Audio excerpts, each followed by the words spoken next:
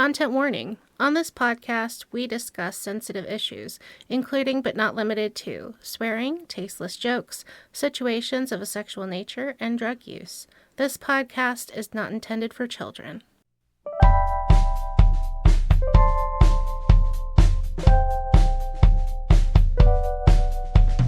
Welcome to Bibliorex, where we read the worst stories the world has to offer. I'm Bam Bam. And I'm Bugs. And we're back recording for the Patreon.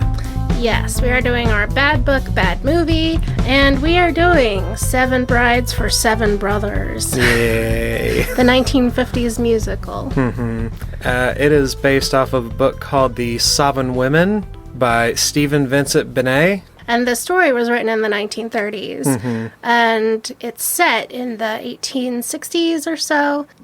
Yeah, I think the title card in the movie said like 1850 in Oregon. Right. Yeah, it's out west. It's set out west. And the story that Stephen wrote was based off of an old Roman myth, legend, or something called the Sobbin Women. It's called The Rape of the Sobbin Women. Right. Because it was how Romulus populated Rome at the founding of Rome. Because at one time, it was all just dudes. Cause a bunch of dudes. It's because it's Romans, because Romans like other dudes. And then it was like, we need wives, or we will not have kids, and we won't have Rome. So they went to the nearest village and did what Romans do, and raped and pillaged. Actually, what they did was they went to a festival and kidnapped all of the women at sword point, and then took them home and forcibly married them. And then later, the fathers and families came to take the wives back. But the women threw themselves in the middle and said, don't kill our husbands, don't kill our fathers. And that is how they made the Sobbin tribe part of Rome. So they used sexual violence and military violence to grow the empire. Very Rome. Yeah. Yes, very Rome. And then Stephen Bene't took that story, rewrote it, and placed it in the American frontier out west. And wanted to, and he wrote it, I believe it was meant to be a satire of turning things on their head, because the protagonist in the short story, Millie, is a woman. And all the other characters just kind of do whatever she wants them to do. Yeah, they're kind of just dopes, and they just do what they're told. Whereas in the original myth, Romulus was the leader. And founding Rome, and it was all his idea. I wanted to start with the movie, because it's a little bit more what you would expect. There's a lot less left up to interpretation. It is not satire. It is not. It is a straight up, isn't this a cute romance story? It thinks it is. It thinks it is. So we start in Oregon in 1850, and immediately start with Adam Ponape, a giant ginger in buckskins, who has come to town to barter for a slave wife. Yes, he's at the general store saying he's selling his 6 beaver pelts for 10 pounds each or whatever, and he's like, I'll take a tub of flour, a tub of lard, and you got a bride back there?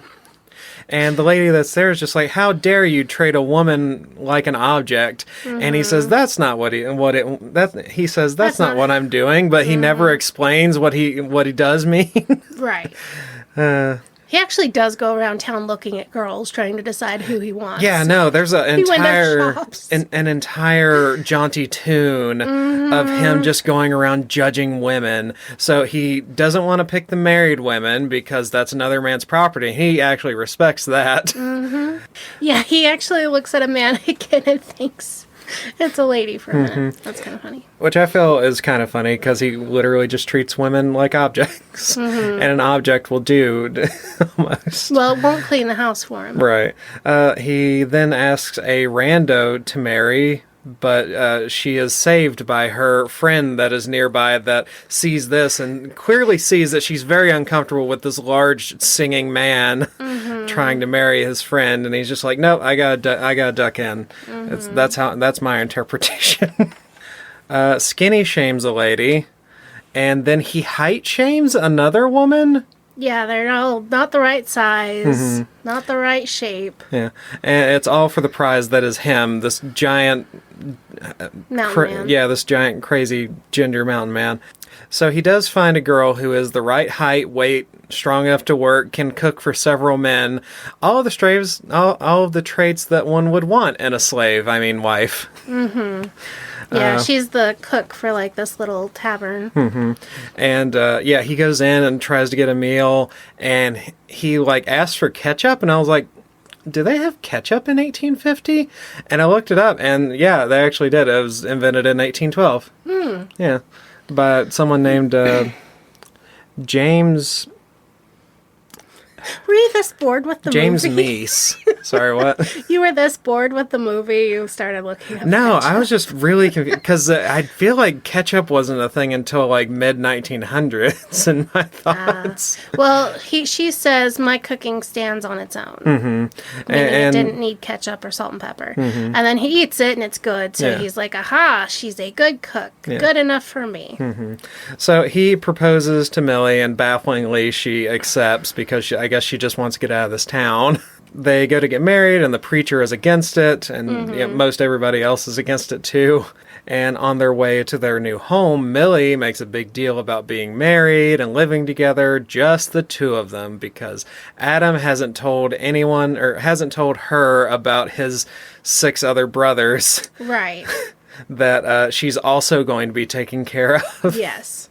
And there was another thing she said that was really weird. She said, I'd like to be wearing something that belonged to your mother. What was that? That was weird, right? Oh, it's the something borrowed, something blue, something old, something new. Oh, is that what that is? So the something old is traditionally from a mother or a grandmother. She was trying to she wanted it to be a romantic wedding. Right. But they already did the wedding. Well, but they're not, that's just in front of the preacher, but they're having their honeymoon, and this is like her special day, and she's wanting it to be a thing, you know. So, yeah, she goes into her own little song about how nice it's going to be with just them, and, you know, he's still not saying anything. No. So they also foreshadow the avalanche that's oncoming later in the story in Echo's Pass. So they finally get home, and they are very quickly surrounded by an entire gaggle of gregarious gingers. Huge ginger men who fight. And Adam's just like, oh yeah, I forgot to mention you'll also be the housekeeper for all these other messy men. Well, it's awful dirty, but now that you're here, there's lots of cooking to do, but now that you're here...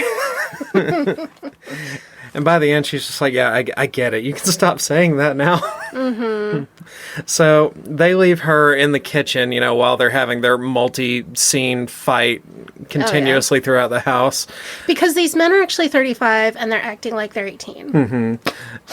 So, yeah, she's in the kitchen alone, and you just see a woman's spirit broken in the kitchen. Honestly, this would have been the point to say, you married me under false pretenses, take me back to town. Yeah, I want annulment.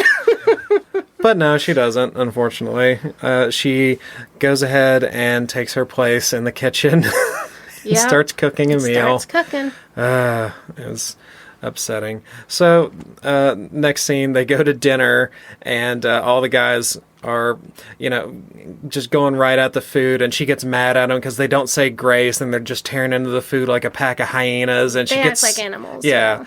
So she gets so fucking mad about it, she just picks up the table and throws it on.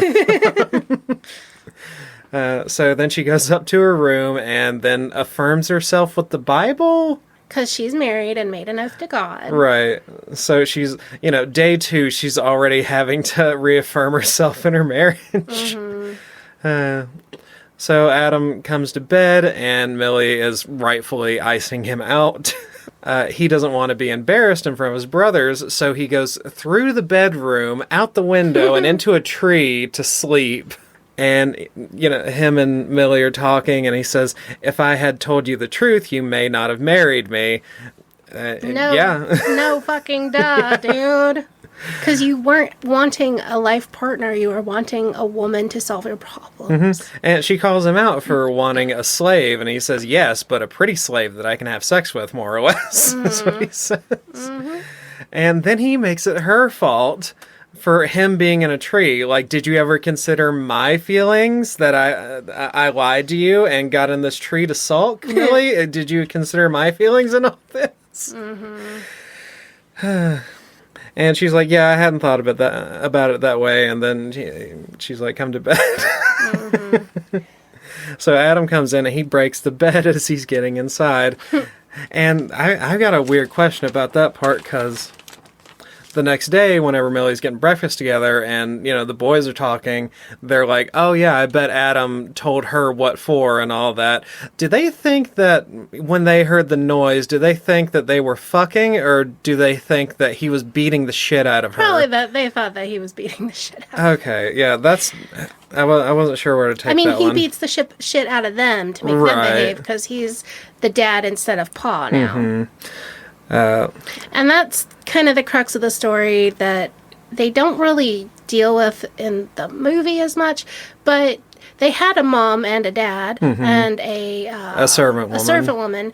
And so living out in the mountain had been fine. And then Pa died, and then Ma died, and then the helping girl died. So and now, there's no one left to take care of them. There's no one left to take care of them, and they're bad at cooking. And they're bad at cleaning. And there's no clean clothes for them left. Right. So that's where they're like, well, we need a woman to do woman's work. So Millie gets right away to doing woman's work, I guess.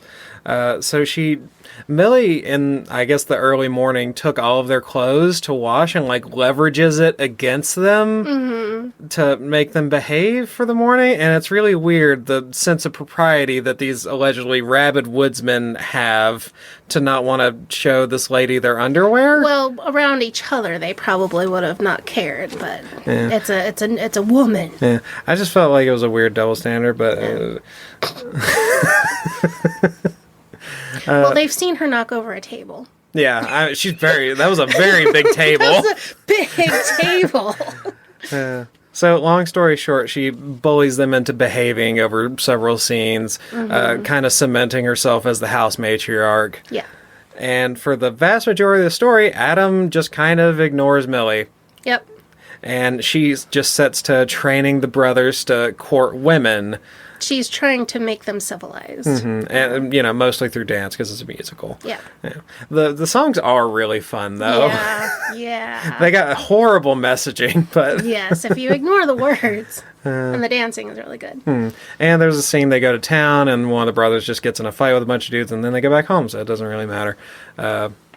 Then they all get set to go to a barn raising dressed as a rainbow, individually dressed as the colors of the rainbow. Right. And I was wondering if that was a form of peacocking. I think that having them each in a different pretty color was so that we could visually differentiate them and tell who was them versus who is the townsperson. Yeah, I guess that makes sense. And costuming like that is really important in musicals, especially with all the dance numbers. So I think it was just for the audience and for the movie. It didn't have any meaning. I guess that makes sense, yeah. So they get to the barn raising, and the town girls are immediately interested and also concerned for their friend who they haven't seen for some amount of time that just got disappeared one day. Yeah. Which this is the biggest difference, I think, between the book and the movie. Yeah, absolutely. In the movie, they do play it off as a courting thing of, oh, look at all these handsome, tall, ginger men who can dance and they're cute and whatever. And in the book, this where never happened. Yeah, no, they go to dinner and they steal the women. Yes, they just randomly pick one and then steal them. Whereas this, they have established that these people do know each other. And they have, they know their some names. Amount of relationship. They're on a name basis. I'm not sure if a first name, but... Right. Yeah, the things immediately get tense with the town men. Because they've made a point of saying there's 10 men for every woman. And Adam... he's talking to Millie about the boys suddenly being on really good behavior, and he's like, what do I need manners for? I've already got a wife. I thought that was very funny. And there's a lot of men who still have that attitude. Yes. It's funny in a morbid way. Yeah. So they do an Old West dance-off for the women's affection, The choreography in this movie is great. Yeah. And the people who played the brothers were actually professional gymnasts and ballet dancers. Yeah, that was something me and Lily were talking about, because especially the youngest one, he has like some really impressive gymnast moves. So we thought there might have been something to that effect going on. Like the actors themselves were really talented. Yeah. So later, when they're actually doing the barn raising for Old Man Jenkins, who, from the sound of his voice, is around 6,000 years old. So they're making a contest out of the barn raising. And the brothers are also, the Ponape brothers are also trying to be on their best behavior and trying not to start fights, because they just tend to start fights anyway. All the other guys are like throwing hammers at them and shit. Yeah. And they're just like, oh. Right. Don't take the bait. Don't take the bait. Yeah, until finally Adam gets hit with a hammer a couple of times, and he starts just beating the shit out of people. And so the brothers join in, and it turns out, and all the walls of the barn raising just fall down. And they all leave single. Well, except for Adam. Adam. Well, he's already got a wife. He doesn't have to behave. So they go back home, and it's wintertime, and there's snow on the ground. And the boys are all depressed and lovesick. Adam, at one point, is consoling Gideon in front of Millie. I'm not sure if Adam knew that Millie was there or what the deal with that was, but he tells Gideon, if you don't get this one, it don't matter, because women are basically all the same. And then they just walk off, and it's just Millie looking just heartbroken. Yeah. So then we get a depressing woodcutting song. That is my favorite thing in the movie. I'm a lonesome polecat, 'cause I ain't got no feminine polecat. Can't make no vows to a herd of cows, which is concerning to me because it makes it sound like they're fucking these cows. Let's see. I'm a mean old hound dog because I ain't got no lady friend hound dog. A man can't sleep when he sleeps with sheep. This is a terrible farm. Yeah, and it's funny because that line almost didn't make it past the censors. The only way it got past the censors was there was no sheep in the scene. Really? Yeah, because the censors knew it meant fucking sheep. Oh, okay. I thought I was, just doing my usual thing of reading too much into it, but okay. Everyone else was thinking. I mean, it also sounded like they were fucking the cows, but okay. Yeah. Right. I mean, it is a country bumpkin stereotype. Yeah. It's also something that actually happened. Yeah. I'm a little old hoot owl because I ain't got no little gal owl fowl. That one's my favorite one. Can't shoot no breeze with a bunch of trees, and the trees aren't even safe. They were just so sad and horny. Yeah. So the brothers all start planning to leave until Adam tells everyone the amended version of the Sobbin women. In the song, Adam sings, "Someday women will have rights while sewing and living domestically." And this being in the 1950s when this came out, was that like a joke about women having rights? Because I don't think they had the right to vote yet at this point, did they? No. Yeah. So voting rights came in the 19-teens, I think, for white women. Okay. But yeah, I felt like that was an ill-taste joke in the 1950s. There's still a lot of jokes, and there's a reason that Wild West Westerns were a big thing in the 50s and 60s, and why they pushed the strong lone white man narrative. And it was because women were gaining more rights, and after World War II, women had started working, especially at factory jobs, and a lot of them didn't want to leave the factory. They liked their work. They liked leaving the house. Like having some amount of independence. Yes, and there was a cultural conflict there. And a lot of these, like Rogers and Hammerstein's, very firmly reinforce women have this spot, and that's where they shall stay. So yeah, if you're reading misogyny into it, it's absolutely there. Yeah, because basically the lesson at the end of the song is rough up your wife or else you're crazy. So they ride to town in a hijinking fashion, goofball their way into stealing 6 women. And it's very... I felt like it was very Abbott and Costello coded. Yes, it's very slapstick funny. So they joyfully, happily kidnap 6 crying women and whisk them into the mountains, safe from capture after the avalanche. So immediately Millie takes charge and kicks the men out into the barn so the women can stay in the house all winter. And Adam says, "You go out to the barn. That's what you sound like." And he just fucks off to a trapping cabin. Right. Most of the rest of the story. He just pouts. Yeah, he literally basically says, "I'd rather be around a bunch of hungry wolves than have my wife telling me I'm wrong for kidnapping 6 women." So the rest of the story is just these women under duress, slowly warming up to their captors and quote-unquote falling in love. Right. So Millie is also pregnant during this, and so the prisoners help with the chores and flirt with the boys. And then she has a girl. Yeah, has a little baby. Yeah. And Millie doesn't even mess up her hair during having this baby. She looks fine after pushing out an entire baby. Yep. Also another funny thing. While the girls are in all the boys' beds and Dorcas is having whore thoughts about sleeping in the same bed as a boy slept in. I felt like that was very funny. Also, just the name Dorcas. Yes. Yeah. Gideon rides up to Adam's trap shack to inform him that he now has a daughter. And, Adam, of course, says, "I might have known she'd have a girl. I'll be back when the pass is open and the shooting is over." He's just a dick. He's such a dick. He's the worst man ever. So the townsmen come to kill the Ponopes, but Adam comes back early, and his plan is to take the women back now that he is a father, and he has a daughter, and he understands how they feel now. He literally has to be placed... What if someone kidnapped my baby? Now that it's something that could potentially directly affect him, he understands. And not a moment before. And if there's a shootout, his daughter could get killed. Right.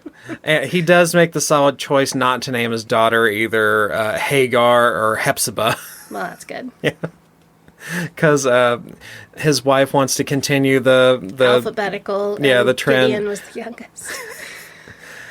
So the women run away from the brothers, who are now trying to gather them up and take them back to town, but they're running away because they don't want to leave now. Yeah. So the fathers are ready to just hang all of the Ponopes, but the preacher hears the baby, and all of the women simultaneously have the same idea to keep the identity of the mother a secret.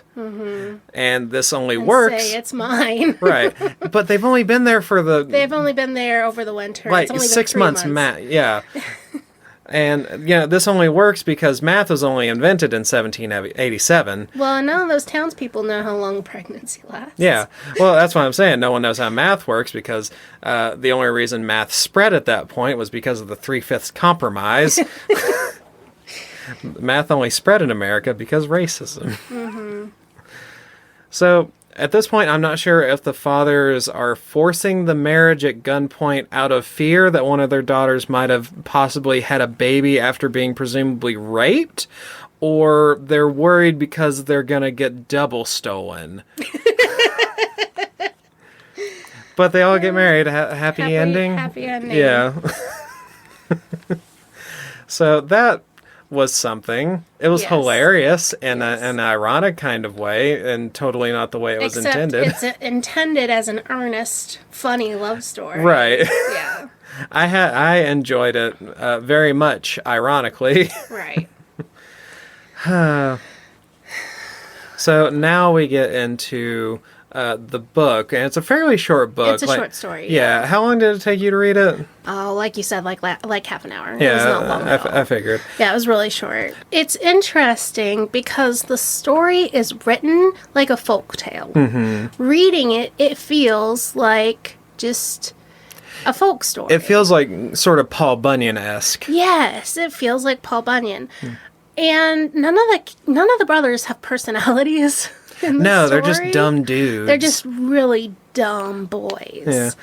And the only reason Adam, the oldest, well, I think his name was Harry, the only reason the oldest ended up having to go to town first was he pulled the short straw. Right. He only begrudgingly And he was goes to scared, go pick out a wife. shaking in his boots all the way down to town, has to go get a drink to steel his nerves, and then asks practically the first girl he meets. Which honestly jibes a little better because, you know, I they're thought just... that was hilarious Yeah. because it's not like he's strutting around town looking at the wares. He's like shaking in his boots like, I'm doing this for my family. Yeah, because he's lived up in Forgotten the... country. Oh. He's...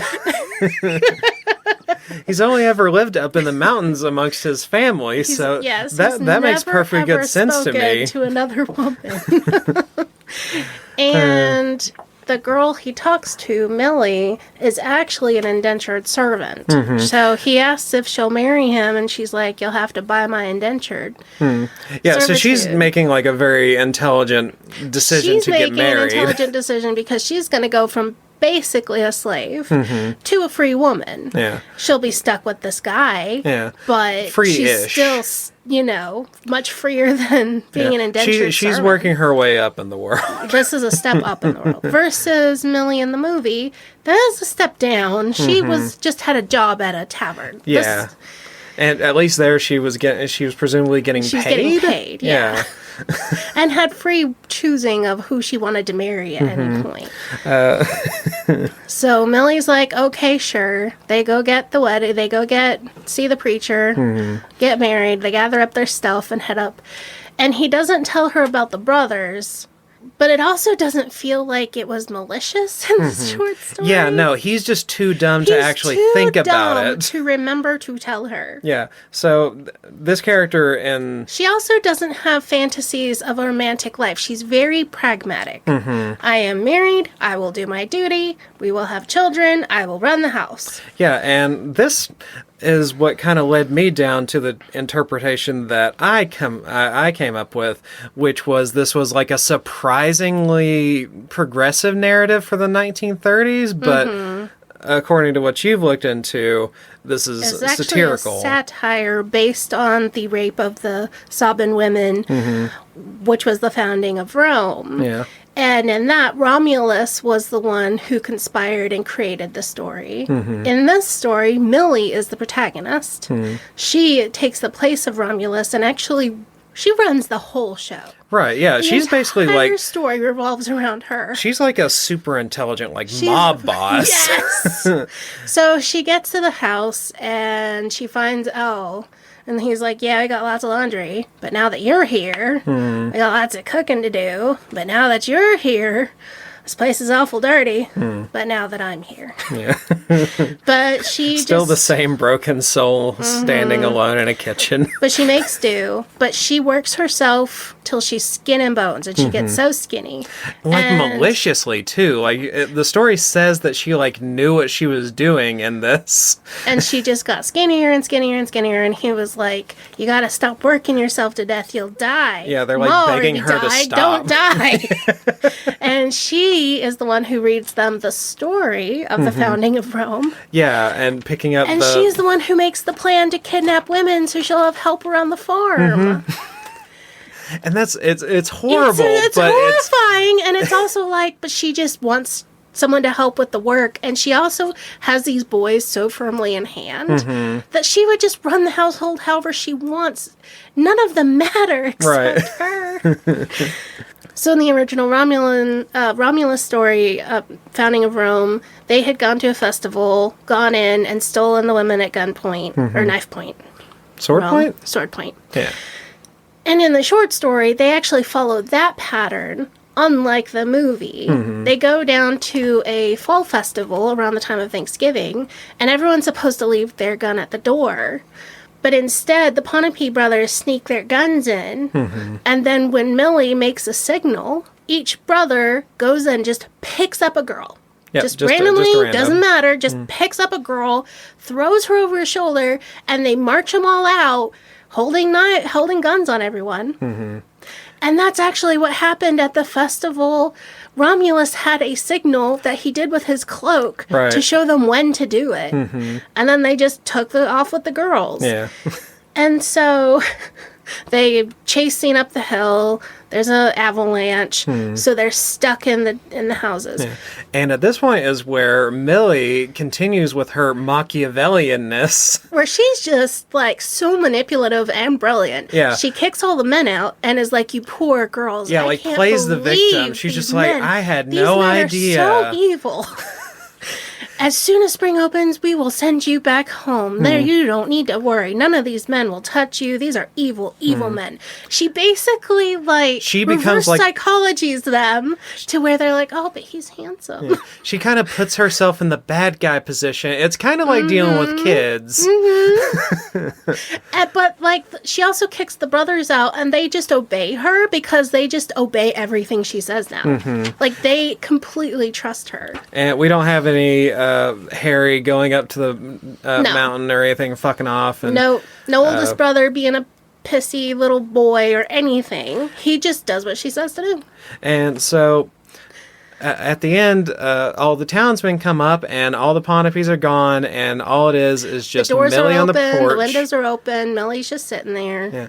And she's just like, don't you see how content your daughters are after being kidnapped and are clearly not under duress? Like, she invites them to listen, and they can hear one girl churning butter and humming, and another is sewing, and another's cooking, and another's washing dishes, and then they're like, oh, like, it's peaceful and quiet. Yeah. So they're like, well, I guess it's okay then. Like, she diffused the situation because everyone came up expecting locked doors, locked gates, guns poking out. Yeah. And instead, she diffused it by showing peace and basically saying, you can take them if you want. They seem content. Yeah. They're happy. Do what you want. So I think that was also satire because with Romulus, what happened was they actually go to fight. The Sobbin tribe goes to fight the Romans. The Romans go to fight because this was a little tribe that they stole these women from. And when they're about to fight, the women who were kidnapped throw themselves between the two armies and say, don't kill my father, don't kill my husband. It's kind of reversed in a way because of like, Millie. She's saying, come in to dinner with us. Yes, come in and eat. We have plenty of food. And so it's almost like a complete upside down world of the story with Romulus of the women throwing themselves in the way of fire. And instead, Millie is just, oh, it's fine. And then they all just go along with her because she's just so smart. Yeah. I know I'm probably wrong, but I just want to stay in my little fantasy world where this lady is just intended to be like a Machiavellian genius in the 1850s. Oh, she read that way. Yeah, absolutely. And I don't know what the author intention is, but it probably was satire because it was a man in the 1930s, and that it seems ridiculous for someone at that point. There was feminist stuff in the 1930s. Sure, but it wasn't like normalized, and I don't know how much media there was portraying it. And this is like an over-the-top version of it. Yeah, but if it's satire, you're playing with who has power. The one who should have power is the patriarch. Or the head of a country like Romulus. Instead, it's the wife who is basically bought, who is the one with the power and the learning and the ability to manipulate everyone. Okay, that's so this isn't like a mean-spirited anti-feminist satire. No, no. That was kind of that. I don't know why. That's where my mind went when you said that it's satire. No, and I I didn't read it as saying a woman couldn't be this way or couldn't do these things. Okay. I read it as we're going to take the opposite of Romulus. What is that? Turn it on its woman head. who was basically bought to be a servant to 7 men. And then we're going to give her all of these planning and abilities, but she also is able to create peace and get what she wants. Yeah. Like, she's even better than Romulus about.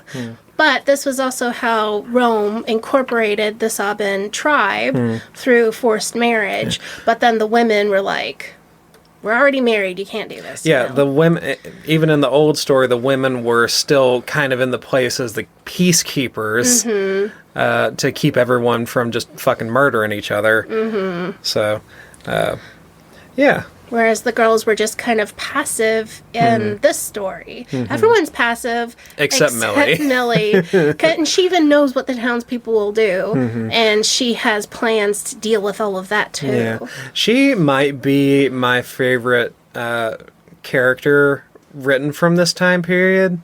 Part of that's because I don't know many other characters written from this time period, but she's pretty awesome. She's a pretty awesome Mary character. Poppins was written at the same time. Was it? Yeah. Oh, okay. I don't know if I like her as much. I think I like this character better than Mary Poppins. Yeah. I'm just saying that you've probably consumed more media that was created in this time than you realize. Yeah, maybe. But yeah, that's our bad book, bad movie, and goodish book. What do you give a scale on that one? I was really amused, and then I was also like, wait, this felt too good, but this is obviously so bad. And then I was like, okay, like this had deeper meaning and had these other things. And then I only made it 25 minutes into the movie, and I gave up. Which I saw it ages ago. So, and I read the screenplay last night. It's like I know the story. Right. But it was so interesting because I was looking up like reviews of the Sobbin women, reviews of Seven Brides for Seven Brothers. So many people. Oh, this was my favorite movie. Oh, this was my favorite movie. Oh, I love this movie. And I was wonder like, what year they were born. And you know what kind of weirds me out, though, is this was considered one of those good, wholesome family movies when I was a kid. And now as an adult, I'm like, oh my God, I don't know if I would want my kids Yeah, this to is watch horrendous. This is teaching very bad messages. Yeah, as far as the movie goes, the choreography and the songs really carry it for me. Those things drag it up to like a C. Right. The core messaging and stuff like that holds it back. Yeah. But as far as the story written by Stephen Bene't, or Bene't, I think that's like an A. I think it's an A because I love that character so much. Feminist icon Millie and book Millie. Yeah, I would have to say probably a good solid B. I think if you updated it, you could get rid of like references to Indians and Redskins and like I mean, a it was lot the of that. 30s. Not that Yeah, really like it was still full of those kind of racist stereotypes and racist words. Yeah. So I think that you could probably adjust some of that, and it wouldn't change the story. It would just Yeah. make it less toxic characters. I just like that it was a story that was willing to take several adult men and just make them fucking idiots. God, the brothers were so dumb. It was honestly really funny. The way he made the brothers like so scared and so anxious. It was just hilarious. They're just frontier dude bros. Yes. That's all they are, and I love it. It was really funny. I do feel like that part of like the Abbott and Costello feeling, that part was still in the story and that it was really funny. Yeah. And There were some good little comedy chops. I did have to look up a little bit of the grammar because what they called the servant girl, they had like a specific word for it. hired girl. Yeah, I had to look that up because it's not a slave, it's not a servant. It's an indentured servant, basically. Right, and it's usually someone from the old country or a Latino Basically, country. often you would pay for them to come over, and then they owed you to pay off everything you spent to get them over here. Right. But then sometimes they would just stay on with the family if they we're comfortable there.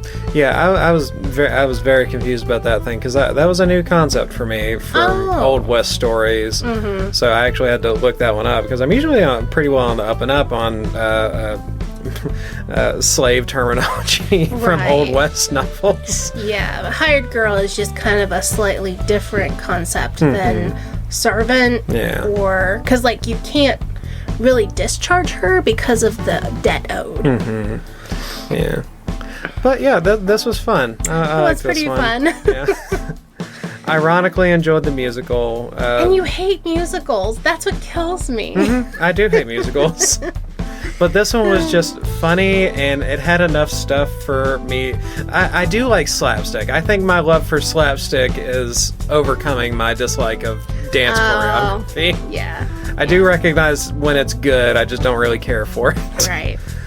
Well, that was fun. We getting to the end of our year of Bad Book, Bad Movie. And I think the following year we're going to do something a little different. Yeah. And, you know, the plan was to release these throughout the next year as just regular bonus content. Yeah. So that'll be fun for people to actually get to listen to these.